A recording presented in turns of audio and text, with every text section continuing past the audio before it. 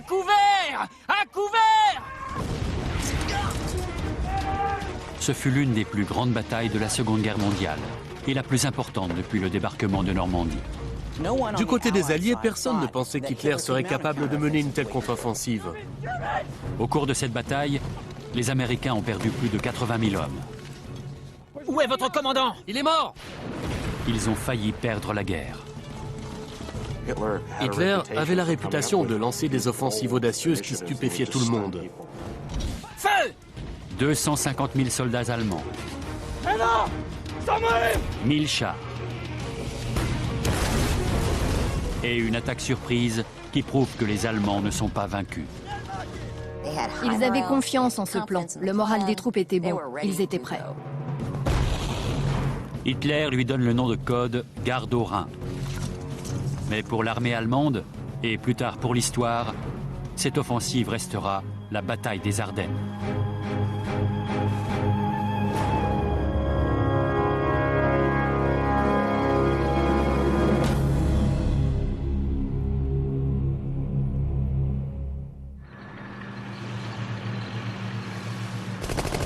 25 décembre 1944, 9 jours après le début de l'offensive surprise d'Hitler à travers le relief accidenté de la forêt des Ardennes, en Belgique.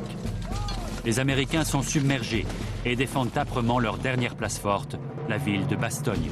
C'était une poche de résistance alliée. Pour les Allemands, il était absolument essentiel de détruire cette résistance.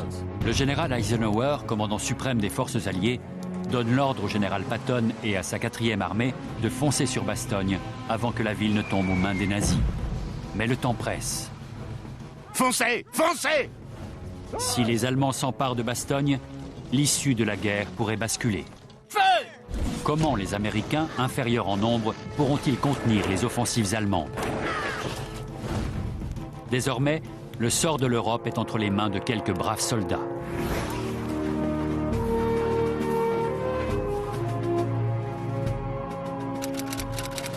Mais en décembre 1944, personne n'imagine que cette région de l'Europe va être le théâtre d'un effroyable bain de sang. Pour les postes de contrôle qui bordent la frontière alliée, ce répit dans les combats est le bienvenu. Au cours des 6 mois qui ont suivi le débarquement de Normandie, les Alliés ont effectué une formidable progression à travers l'Europe, jusqu'à la ligne Siegfried, où Hitler a fortifié les frontières de l'Allemagne. Le débarquement a été l'invasion la plus réussie dans l'histoire de la guerre. À présent, les armées alliées prennent le temps de se reposer avant de lancer l'offensive finale sur Berlin. Vous êtes de la 28e DI? Oui. Comment ça va ici? Vous avez dû voir de l'action. En décembre 1944, les Alliés étaient épuisés. Ils avaient besoin de temps pour approvisionner le front avant l'offensive du printemps 1945. Merci. On dirait que vous manquez d'effectifs par ici, non? Ouais, mais c'est assez calme. Les gars sont en permission. Ouais. J'aimerais bien quitter le front pour les vacances. Pas moi. Je veux pas me les geler un poste de contrôle. Je veux de l'action, moi. D'où tu viens, petit? Muncie, lieutenant, dans l'Indiana. Ça fait une semaine que je poirote. Sois pas trop pressé. Ici, quand tu tires, l'ennemi riposte. En force. On devrait se mettre en route pour Clairvaux, lieutenant. Ouais, ouvrez l'œil. Signalez la moindre alerte. De nouveaux effectifs étaient envoyés dans les Ardennes. Ils sortaient tout juste des camps d'entraînement. Les soldats se reposaient pendant qu'on préparait les troupes fraîches.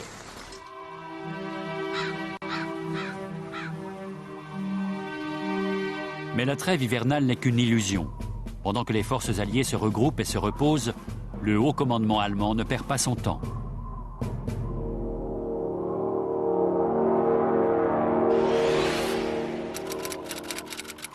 Trois mois auparavant, dans la tanière du Loup, la retraite d'Adolf Hitler, les généraux nazis, emmenés par Hasso von Manteuffel, élaborent les plans d'une défense vigoureuse de la patrie. Von Manteuffel avait la confiance d'Hitler, qui lui avait confié une armée. C'était un bon soldat, un vétéran solide et expérimenté. Von Manteuffel sait qu'il peut tenir les Alliés à distance s'il consolide ses positions. Nous devons absolument les bloquer ici, sur la ligne Siegfried. Ici, là et là. C'est la seule solution, messieurs. Général. Mais Hitler ne veut pas se contenter d'une stratégie défensive. Il croit encore à une victoire de l'Axe. C'est un excellent plan de défense. Un excellent plan de défense. Mais on ne gagne pas de bataille en se défendant. Pour vaincre, il faut attaquer. Hitler est convaincu que les Alliés sont à bout de force et que leurs lignes de ravitaillement sont trop étirées. C'est le moment opportun de frapper un grand coup pendant qu'ils sont encore affaiblis par leur dernière offensive et avant qu'ils ne puissent se regrouper. Hitler avait la réputation de lancer des offensives audacieuses qui stupéfiaient tout le monde. Son plan effarait ses propres généraux. Mein Führer, nous sommes affaiblis. Si nous avions pu, nous les aurions arrêtés en Normandie. La Normandie était une erreur. Elle ne se reproduira plus. Nous pouvons enfoncer un pieu dans le cœur de l'alliance américano-britannique. Dans sa mégalomanie, Hitler était convaincu que l'alliance était fragile. Mais il n'en était rien. La stratégie d'Hitler consiste à rééditer les attaques victorieuses du Blitzkrieg des premières années de la guerre. Il propose une offensive éclair pour reprendre le port d'Anvers et stopper l'approvisionnement des Alliés. Son plan consiste à frapper là où personne ne l'attend. Nous attaquons ici, dans les Ardennes. Mein Führer, mais c'est impossible. Oui. Et c'est justement pour cela qu'ils ne s'y attendront pas. La région des Ardennes est une forêt de sapins qui s'étire depuis le Luxembourg sur 140 km au nord et à travers la Belgique. Quelques unités américaines sont disséminées à travers la zone, car le commandement allié estime qu'elle est à l'abri d'une attaque. Le terrain ne favorisait pas l'assaillant. La forêt était dense et il y avait peu de routes. Dans les Ardennes, le soutien d'une ligne de communication était délicat. Pour les Alliés, les Allemands ne se risqueraient pas à lancer une offensive sur un terrain aussi peu praticable. Hitler est déterminé, en dépit des efforts de ses généraux l'invitant à reconsidérer son plan. En décembre 1944, la machine de guerre allemande se met en branle. Les préparatifs s'activent pour lancer une offensive surprise tous azimuts dans un coin de la forêt des Ardennes.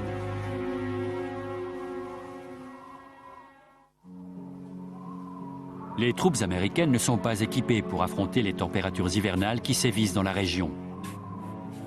Mais l'armement dont elles disposent surpasse celui des Allemands. C'est le cas du BAR, le fusil automatique de Browning.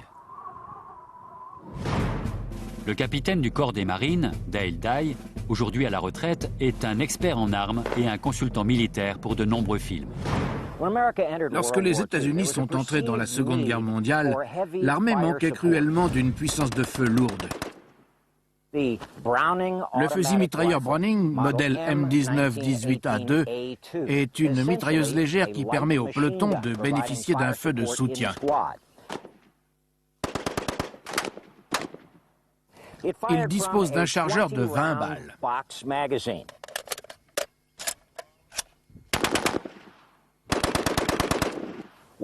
Ce qui est intéressant, c'est que cette arme dispose des mêmes caractéristiques que toutes les autres armes automatiques.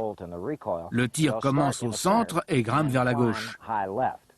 Voici la partie surprenante. Regardez ce tir au niveau de la tête. Toutes les balles sont dans cette petite zone. C'est ce que j'appelle de la maîtrise. Bon travail. Si les Américains peuvent compter sur la puissance de leurs armes à feu, ils ne s'attendent certainement pas à en faire usage dans l'environnement a priori sécurisé des Ardennes. C'est ce qui permet à l'armée d'Hitler de se préparer discrètement à une attaque surprise. Les Allemands ne se manifestaient pas, ils étaient très discrets et faisaient jurer le silence à tout le monde. La couverture nuageuse interdisait toute reconnaissance aérienne.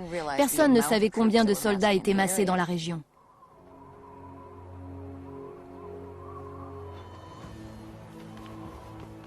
Hey, t'as vu ça? Vu quoi? Je vais jeter un œil. Ok, vas-y.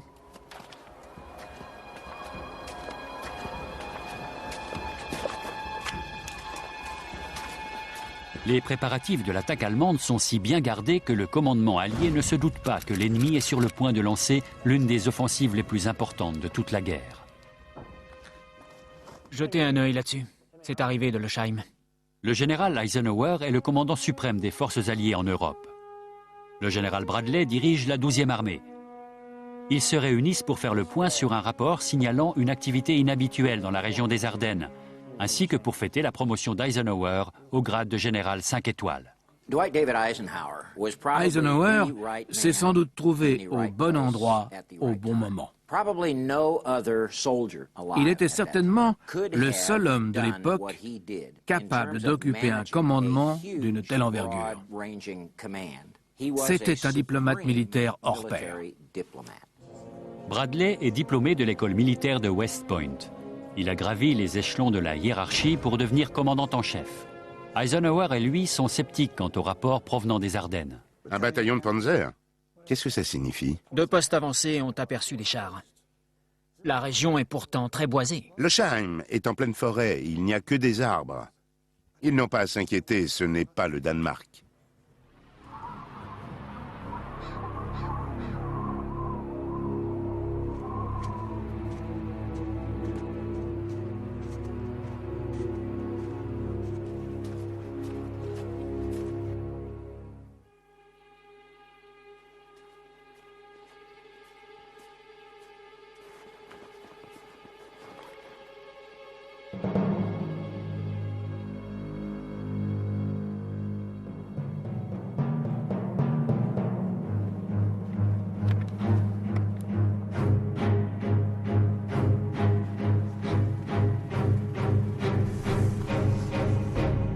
Un Américain!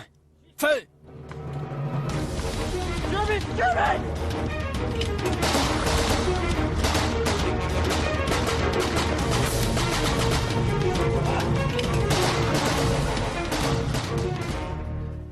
Les Allemands!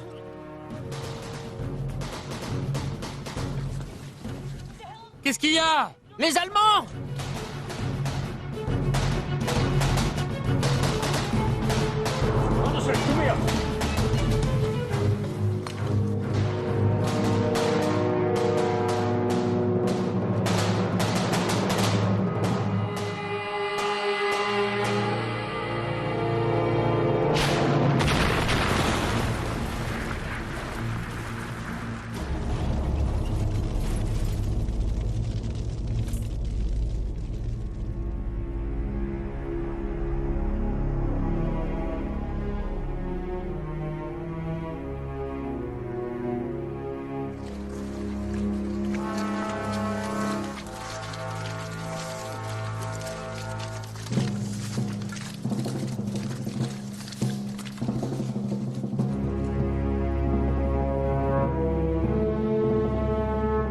Les escarmouches sont fréquentes le long de la ligne de front.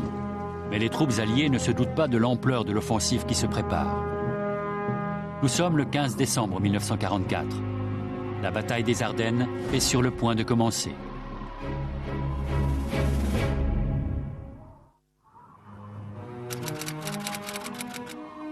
« 16 décembre 1944, à l'aube. Dans la forêt des Ardennes, les troupes américaines attendent d'être ravitaillées le long des 140 km de la ligne de front avant de lancer l'assaut final à travers l'Allemagne. Les Alliés sont persuadés que l'armée du Troisième Reich est vaincue et que l'issue de la guerre est proche. Ils sont loin de se douter qu'Hitler a rassemblé une force importante afin de lancer une offensive de la dernière chance qui pourrait inverser le cours des événements. Dans la région des Ardennes, les Alliés disposaient de 80 000 hommes, 400 chars et 400 canons. Les troupes étaient composées de soldats épuisés et de recrues inexpérimentés. Les Allemands disposaient de 250 000 soldats. Ils avaient confiance dans le plan de bataille et disposaient de 1000 chars. Ils étaient prêts à combattre. Le plan d'Hitler consiste à prendre le port d'Anvers et à couper la ligne de ravitaillement alliée. Pour mener à bien l'offensive, les Allemands disposent de 3 fois plus de soldats. Au cœur du dispositif, le général von Manteuffel dirige les opérations. Manteuffel avait une grande expérience du commandement des divisions blindées. C'était un militaire de carrière talentueux, issu de l'état-major général, qui avait combattu sur les fronts Est et Ouest. L'armée allemande a été dévastée par la guerre. Pour subvenir aux besoins de l'offensive d'Hitler, elle a enrôlé des civils de 16 à 60 ans, des hommes à peine formés au combat. À vos ordres, lieutenant. Eh bien, dites-moi, que valent vos hommes? Ils sont prêts à donner leur vie pour Hitler. Ce n'est pas ce que je vous ai demandé. Eh bien, oui, c'est vrai, mon lieutenant. Ils ne sont pas très bons. La plupart n'ont jamais manié une arme. Les 5e et 6e divisions de Panzer étaient commandées par des officiers chevronnés. Ils savaient que c'était leur dernière chance d'inverser le cours de la guerre. Ils ont donc transmis leur savoir à leurs subordonnés. La consigne était claire, il fallait remporter la victoire. Votre objectif est Clairvaux. Ouvrez la voie aux chars. Nous devons atteindre la Meuse dans 4 jours. Très bien, dégagez cette route. Soldats, dégagez la route. Allez vite. J'ai dit vite. Vous avez entendu? Au travail! Allez, dépêchez-vous! Le haut commandement allemand subit une pression intense. Les troupes doivent progresser rapidement. Bien que sous-entraînés, les soldats sont en surnombre. Mais leur point faible est surtout leur arme de champ, le 98K, nettement moins performant que le M1 Garand américain. Voici le fusil américain de calibre 30 M1, communément appelé Garand. Il se recharge par clip de 8 balles pour des salves de 8 coups. Voici le Mauser 98K. C'était l'équivalent allemand du M1 Garand. Le chargeur ne comporte que 5 balles, contre 8 au fusil M1. En route! Essayez de rester groupés! À l'aube du 16 décembre, les Allemands lancent une attaque surprise sur les positions américaines.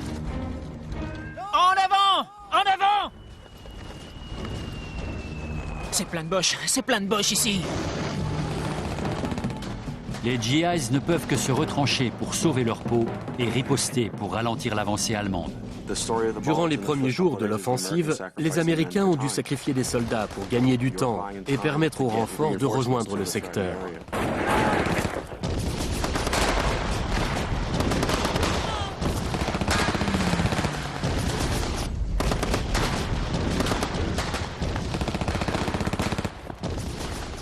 Dieu merci, vous êtes là! Où est votre commandant? Il est mort! Où est le reste de l'unité? Ils sont tous morts! Il vous reste des munitions? Pas assez! Si une unité perdait son commandant, que les soldats se retrouvaient livrés à eux-mêmes, ils avaient la faculté de prendre des initiatives et d'aller de l'avant. C'est une des contributions que les Américains ont apportées à la Seconde Guerre mondiale. À court de munitions et d'effectifs, les soldats américains manœuvrent à travers les Ardennes et combattent au gré des unités qu'ils rencontrent.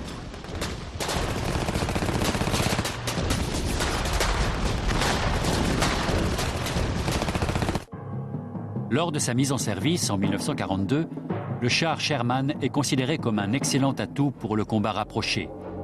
Il dispose de 3 mitrailleuses, d'un canon de 75 mm et d'un blindage de 7 cm. Mais en 1944, le Sherman est surclassé par les derniers chars allemands, comme le Tigre.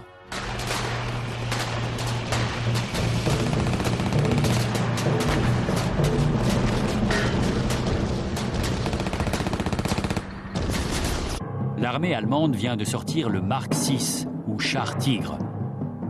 Il est muni d'un canon de 88 mm qui tire des obus de 10 kg capables de détruire un char Sherman à plus de 800 mètres de distance. D'un poids total de 63 tonnes, son blindage le rend quasiment invulnérable au char Sherman.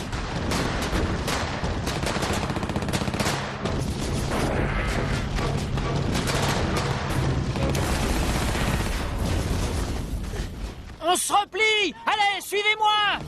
À la fin de la journée, l'armée de von Manteuffel a progressé de manière significative et a repoussé les lignes alliées.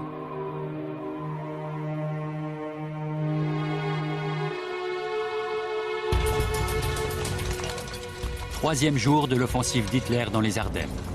La machine de guerre allemande pousse vers l'ouest, en direction de Clairvaux. S'ils prennent la ville, les Allemands pourront atteindre leur objectif principal, Anvers.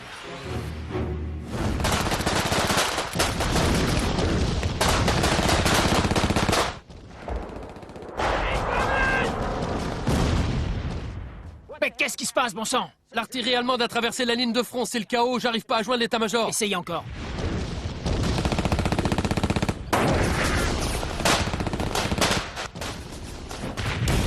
Commandant, l'ennemi remonte le long de la route principale. Lieutenant, rassemblez toutes les armes et repliez-vous derrière ce sous-bois. À vos ordres. Exécution!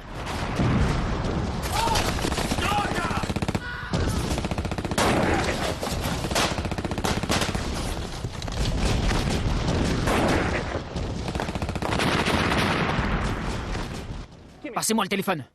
Général, nous sommes attaqués. Nous avons besoin d'un bataillon d'urgence. Comment ça, la situation ne le permet pas? On se fait mitrailler ici.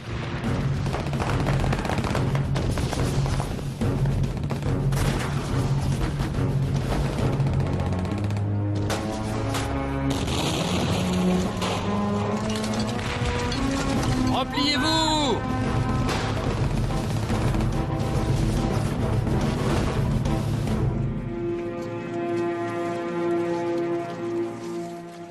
Malgré une résistance acharnée, des milliers de soldats américains sont tués ou faits prisonniers, tandis que les positions défensives alliées s'effondrent le long des 140 km de front. L'armée d'Hitler a porté un premier coup meurtrier.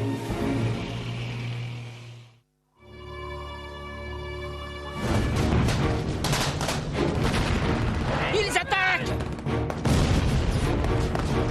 Malgré la riposte des troupes américaines qui luttent pour maintenir leur position à travers les Ardennes, les Allemands progressent avec une force dévastatrice. Du côté des Alliés, personne n'envisageait qu'Hitler puisse mener une contre-offensive dans les Ardennes, et encore moins une contre-offensive d'une telle puissance et d'une telle envergure. L'état-major pensait que les Allemands n'avaient tout simplement pas les ressources nécessaires pour une telle bataille.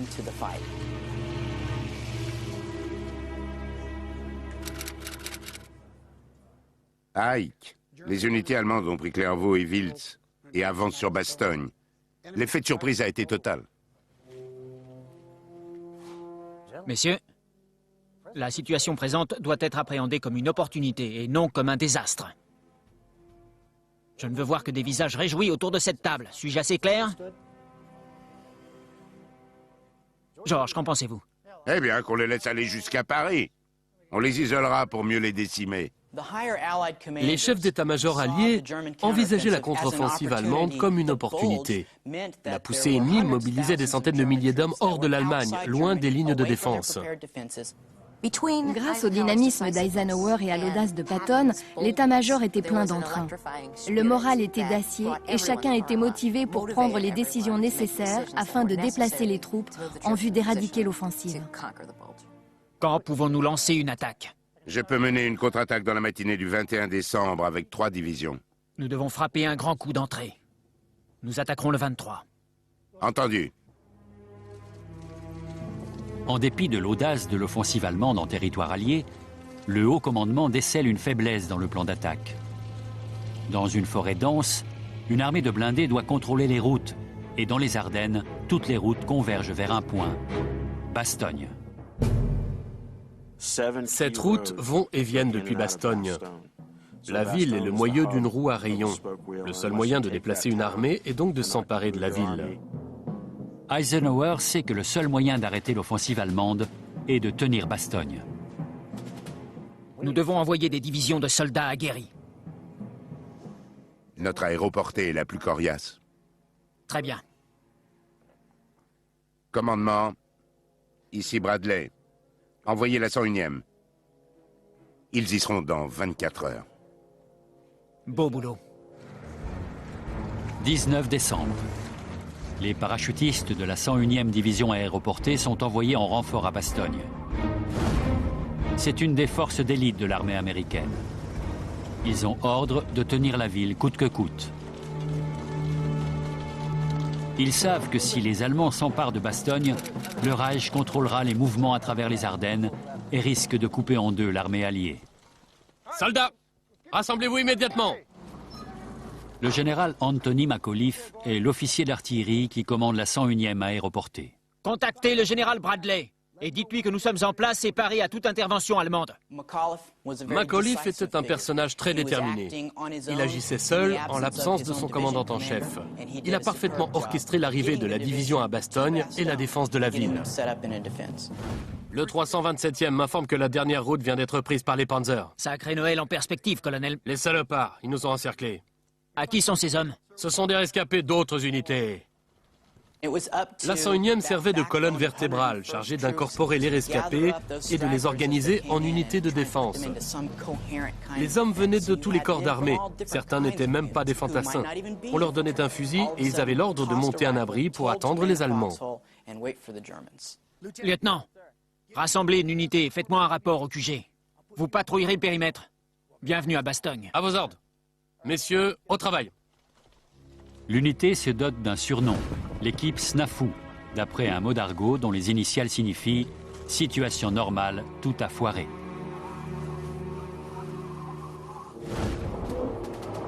Le 20 décembre, les dernières unités de la 101e aéroportée arrivent sur place. À ce stade, les Allemands ont deux options. Prendre Bastogne rapidement en engageant un grand nombre de soldats pour submerger la 101e ou poursuivre leur offensive en territoire ennemi. Ils décident de déployer 30 000 hommes et un régiment de blindés pour tenter de prendre Bastogne. Manteuffel disait « Si nous ne prenons pas Bastogne, nous laisserons un abcès derrière nous ». La bataille s'est donc focalisée autour de Bastogne. Les Allemands attaquent avec une supériorité numérique et une plus grande puissance de feu. À couvert! À couvert! À mesure que l'offensive allemande progresse sur tous les fronts, les soldats américains dans Bastogne se retrouvent isolés. Ils sont cernés, avec l'ordre de tenir la ville à n'importe quel prix.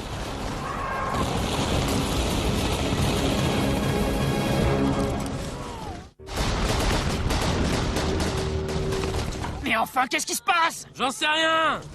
20 décembre 1944. Les Américains tentent de contenir une offensive surprise des Allemands au carrefour des routes qui sillonnent la Belgique. Oh my God!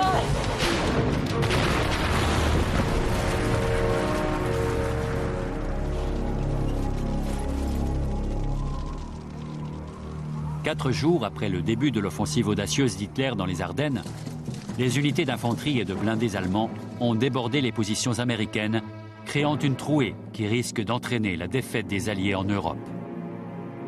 Le seul moyen pour les Allemands de poursuivre leur marche en avant est de contrôler les routes. Et le seul endroit où toutes ces routes se croisent, c'est la ville belge de Bastogne. Mais tous les assauts contre la ville assiégée ont été déjoués. Von Manteuffel connaît l'enjeu de la bataille. Écoutez, le moindre retard entraînerait l'échec de l'offensive et la destruction de l'armée. Le Führer veut que la ville soit prise, il faut la prendre et vite. Allez-y. Le commandant allié chargé de la défense de Bastogne est le général Macauliffe. Alors, où en êtes-vous? J'entends les mortiers! La présence de Macauliffe, en tant que commandant d'artillerie, est cruciale. Bien que les Américains n'aient disposé d'aucune artillerie durant une bonne partie du siège, Macauliffe savait choisir le moment propice pour riposter avec les moyens du bord. Les Allemands parlent encore des tirs de barrage dévastateurs de l'artillerie américaine. L'inefficacité de la stratégie des offensives allemandes joue en faveur de Macauliffe. Il n'y avait aucune coordination dans les attaques. Les Allemands cherchaient désespérément un moyen facile de prendre Bastogne rapidement. Les forces américaines, en sous-nombre, adoptent une stratégie parfaite pour déjouer les attaques allemandes. Les troupes et les pièces d'artillerie sont déplacées d'un site à un autre pour repousser les assauts de l'ennemi. C'était une défense mobile, capable de manœuvrer et de s'adapter en fonction des offensives allemandes. Delta Charlie, déplacez ces mortiers! Bloquez cette route! Allez sur place! On a besoin de soutien! Reçu! Troupe ennemie à découvert! 270 mètres! Demi-charge! Chargez! Feu! Feu! Feu! Feu! Repliez-vous! Allez! Rechargez! Feu! Feu! Cessez le feu! La défense était assurée par l'artillerie de la 101e et ses équipes de combat ultramobiles. Le plus souvent, à l'échelon des compagnies et des bataillons, ces soldats n'avaient aucun contact avec le haut commandement. Livrés à eux-mêmes, la plupart du temps, ils se battaient comme des sauvages et donnaient du fil à retordre aux unités allemandes.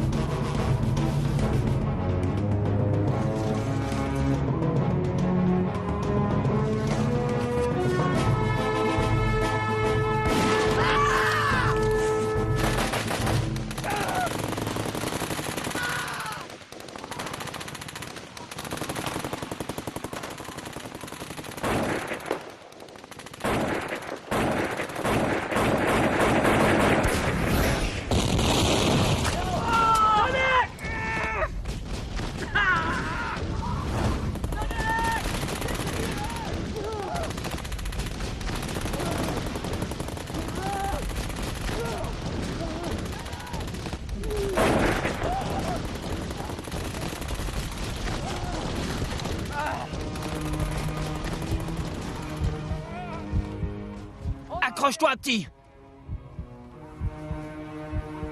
Ils subissaient des pertes importantes. C'était une tâche ardue. Mais cette riposte mobile permettait à un petit nombre de soldats d'assurer efficacement la défense de la ville. Incapable de prendre Bastogne, Manteuffel ronge son frein et décide d'adopter une nouvelle tactique. Le 22 décembre 1944, il ordonne à ses officiers de communiquer un message au commandant allié de la ville assiégée.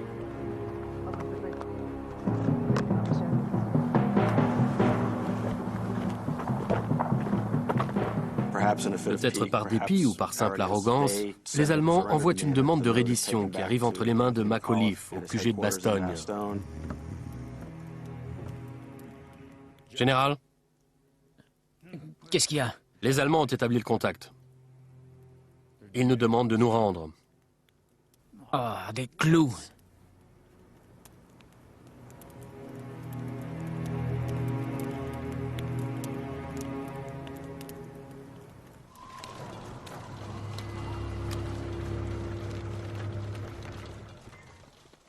Des clous? Qu'est-ce que ça veut dire, des clous? Ça veut dire non? Macauliffe fait immédiatement imprimer la réponse et la transmet aux soldats du front. Les hommes adorent. Leur morale remonte et le mot devient une source d'orgueil. Von Manteuffel ne relève pas la note d'humour dans la réponse de Macauliffe. Il subissait un revers et une humiliation arrogante, rédigés dans un langage familier. Ça, ils vont le regretter. Doublez le pilonnage et contactez l'armée de l'air.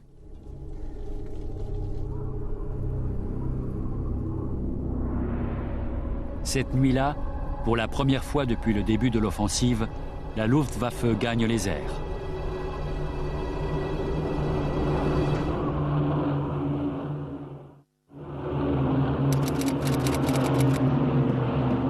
« 22 décembre 1944. La Luftwaffe rejoint l'offensive d'Hitler dans les Ardennes et pilonne la ville assiégée de Bastogne depuis le ciel.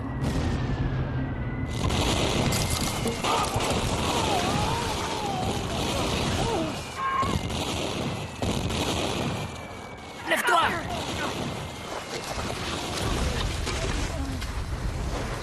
Bien qu'assiégés, en infériorité numérique et presque à court de munitions et de provisions, les hommes de la 101e aéroportée n'abandonnent pas la ville. Bastogne est vite devenu un symbole pour les forces armées américaines présentes en Europe. Le message était clair. Ici au moins, on tient nos positions. Nos troupes ne battent pas en retraite. Nos soldats ne se rendent pas, ils se battent.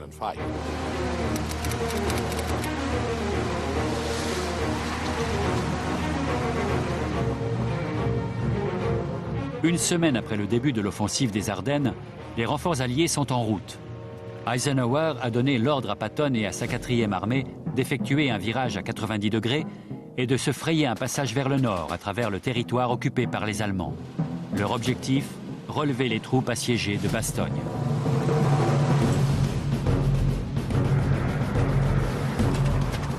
L'armée de Patton est en chemin, mais elle n'atteindra pas Bastogne avant plusieurs jours. Il paraît peu probable que les soldats de la ville, assaillis de toutes parts, puissent tenir aussi longtemps. Les hommes étaient épuisés, démoralisés. Ils manquaient de munitions et se débattaient dans un océan de neige.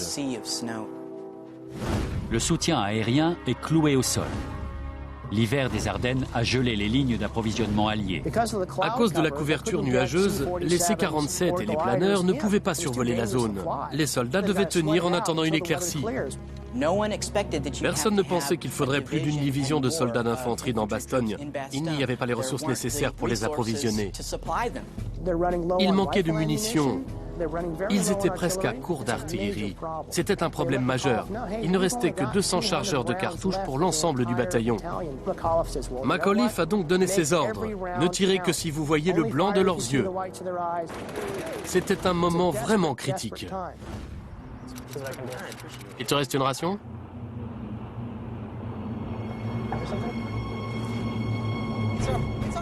Les voilà! On est sauvés! L'amélioration des conditions météo a été un don du ciel pour Bastogne. Ils vont y arriver! Ils vont y arriver! 23 décembre. Le ciel s'éclaircit enfin. Les avions alliés décollent et commencent à larguer le ravitaillement.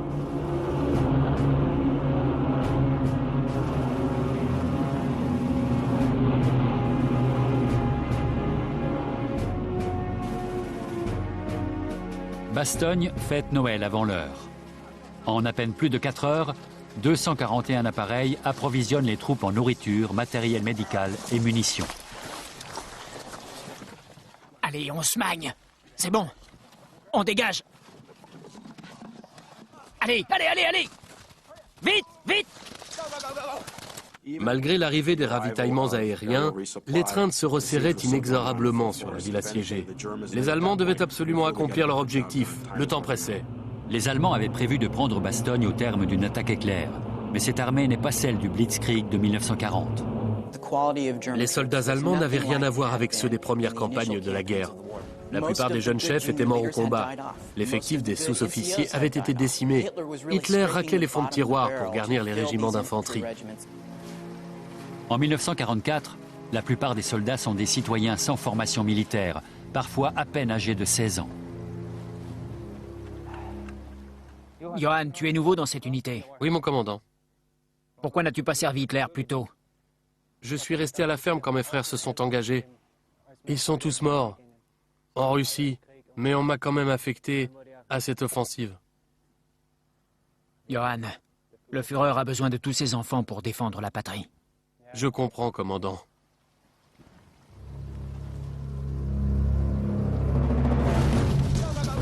Une fois réapprovisionnés en munitions, les Américains se mettent rapidement au travail et pilonnent les troupes allemandes qui encerclent la ville.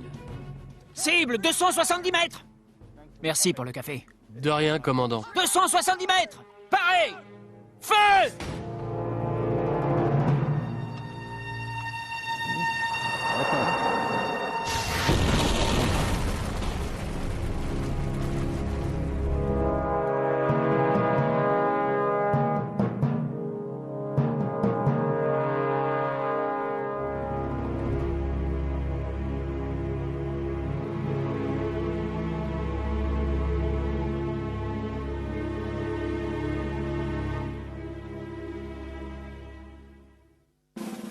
Tandis que les Américains pilonnent les positions allemandes, von Manteuffel apprend que Patton se rapproche rapidement par le sud.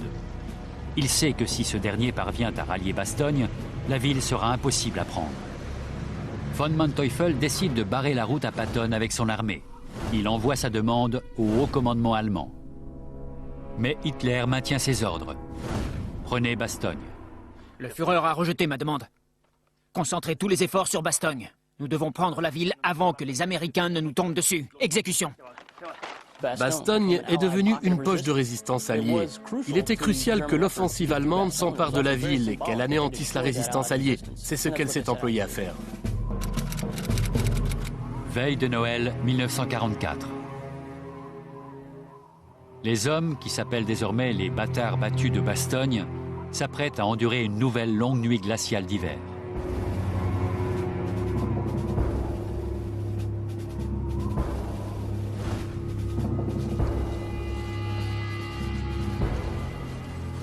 Aux portes de la ville, la 5e armée allemande se rassemble. Prise au piège et à la merci d'une attaque par l'arrière, les soldats d'Hitler savent qu'ils doivent prendre Bastogne ou mourir. Leur surnombre doit les mener à la victoire, là où la stratégie et l'artillerie ont échoué.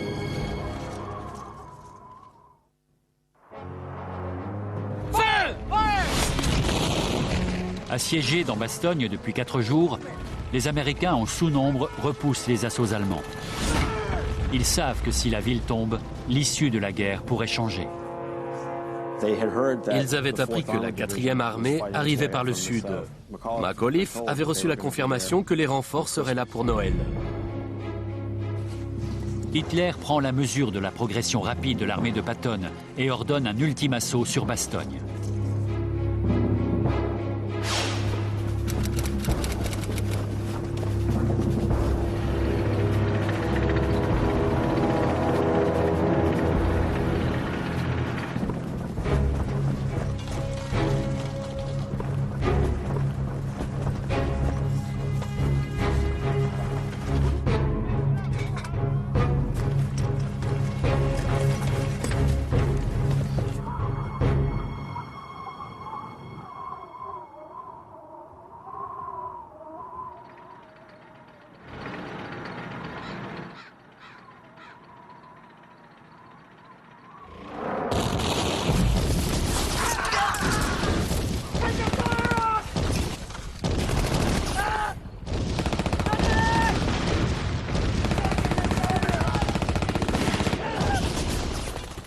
Dépêchez-vous!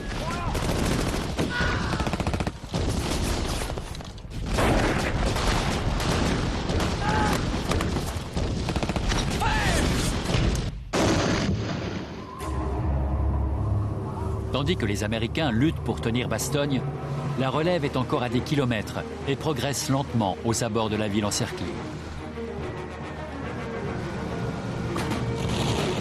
Foncez! Foncez!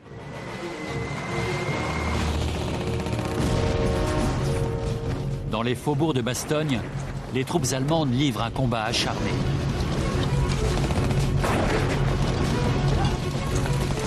Mais les Américains rendent coup pour coup.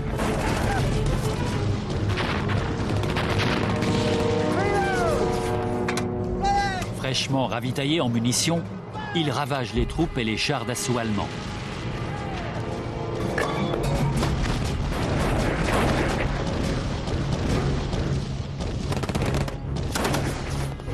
Ajustez le tir de 2 degrés. 2 degrés. Droite, 5 degrés. Droite, 5 degrés. Pareil. Feu! Les Allemands rencontrent une résistance plus acharnée que prévu. Ils sont désormais au pied du mur. Bon sang, où est mon soutien? Il me faut des chars! Les Allemands ont commis une erreur stratégique en ne laissant pas assez d'hommes et de chars derrière eux pour prendre Bastogne. Comment ça, les renforts ne viendront pas? Décimés par les pertes humaines, à court de ressources et fragilisés par la proximité de l'armée de Patton, l'armée d'Hitler est dans l'impasse. Soldats! À mon commandement, en avant!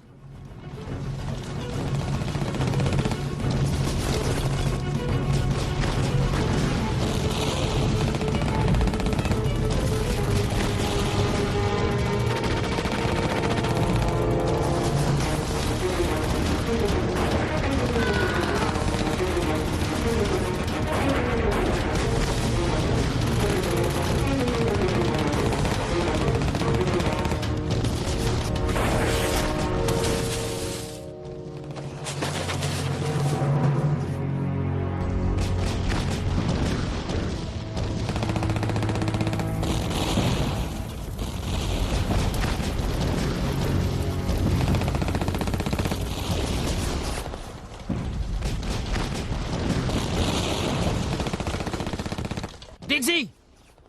Il se replie, préviens le QG.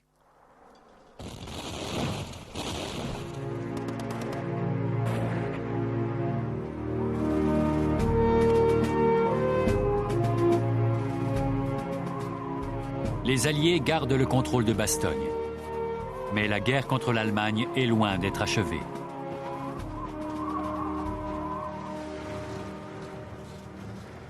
C'est bien. Beau boulot, Max.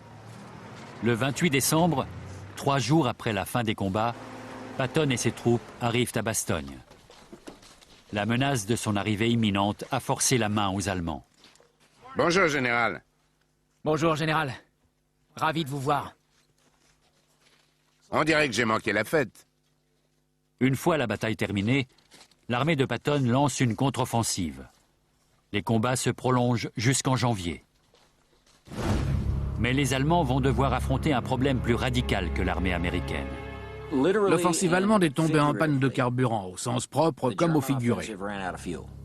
L'opération prévoyait un ravitaillement en cours de route et la saisie des dépôts de carburant américains pour atteindre Anvers. Ils n'y sont pas parvenus et ont dû rester sur place. Privés de carburant pour épauler leur attaque, les Allemands sont rapidement repoussés vers leur ligne.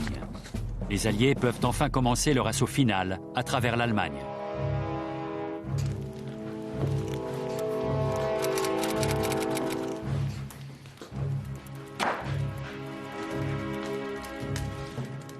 Mein Führer, notre offensive a échoué.